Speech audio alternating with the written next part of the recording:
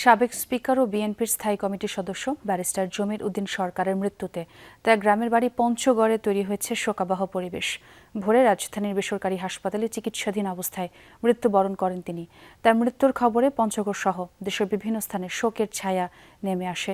জমির উদ্দিন সরকারের মৃত্যুতে তেঁতুলিয়ার নয়াবাড়ি এলাকায় বিএনপি ও সহযোগী সংগঠনের নেতাকর্মী, শুভাকাঙ্ক্ষী এবং স্থানীয় বাসিন্দারা গভীর শোক প্রকাশ করেন।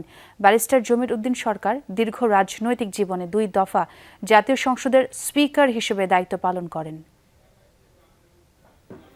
আমাদের প্রিয় নেতা ব্যারিস্টার মোহাম্মদ জমির উদ্দিন সরকার খুব একজন ভালো লোক ছিলেন। তার স্মৃতিগুলা সারা বাংলাদেশের স্মৃতিগুলা আমাদের চোখের সামনে ভাসে।